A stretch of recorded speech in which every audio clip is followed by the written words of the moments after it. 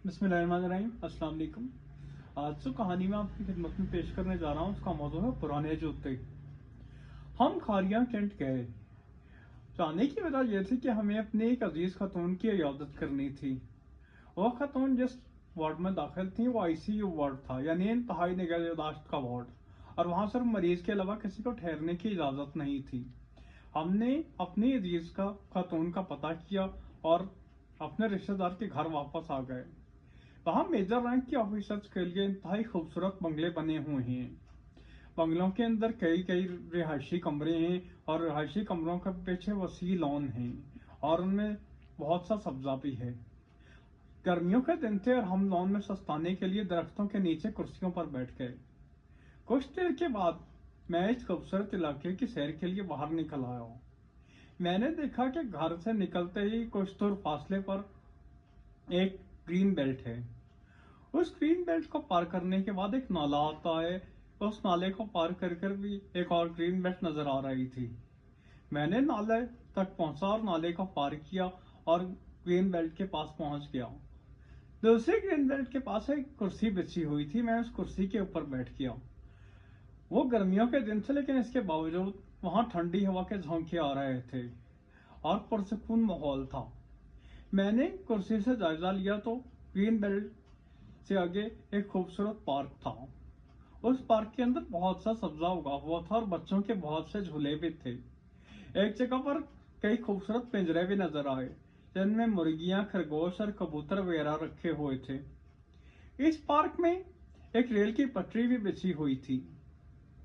बच्चों की वो ट्रेन भी नजर आई जो कि शायद इसी पटरी पर चलती थी और जिसकी पटरी इस पार्क को एक हार की तरह घेरे हुए थी। वो दोपहर का वक्त था और मुझे बैठे बैठे पता ही नहीं लगा कि मैं सो गया। और जब मेरी आंख खुली तो मैंने देखा कि जहां पहले सन्नाटा था वहां एक मेले का समा है।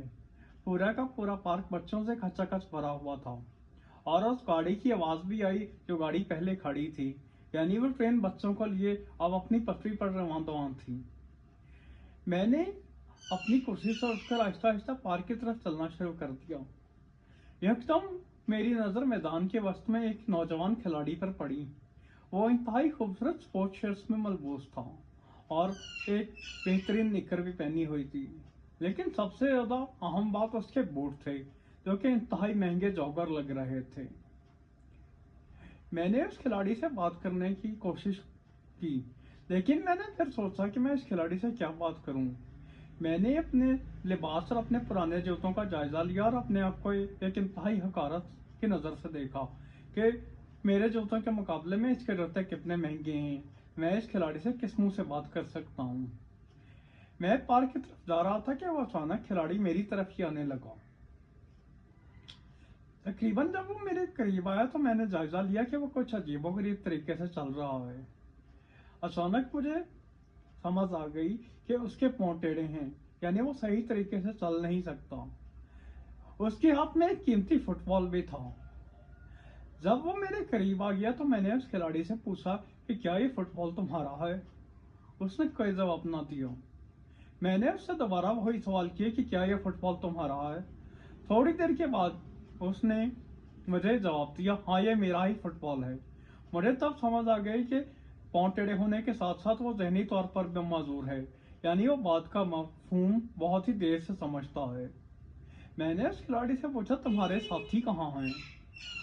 उसने मुझे बताया कि मेरे साथी उस ग्राउंड में हैं और उसने ग्राउंड की तरफ इशारा किया, लेकिन मैंने देखा कि वहां पर कोई भी नहीं था। वो ग्राउंड पूरा का पूरा खाली था और बच्चे तमाम के तमाम पार्क में खेल रहे थे। इससे पहले कि मैं कोई और सवाल पूछता, उस खिलाड़ी ने बच्चों की तरह एक किलकारी मारी और ग्राउंड की तरफ रेस लगाना शुरू कर दी।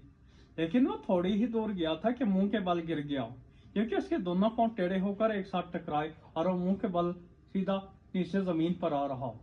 उसका फुटबॉल उसके हाथों से गिरकर दूर चला गया। मैंने फौरन आगे बढ़कर उसको उठाया और उसका फुटबॉल दोबारा उसको उठा कर दिया और वह इसी तरह तिरछा टेढ़ा ग्राउंड की तरफ दोबारा चला गया। मैं बहुत देर तक उस खिलाड़ी को जाता देखता रहा। फिर मेरी नजर अपने पुराने जूतों पर पड़ी।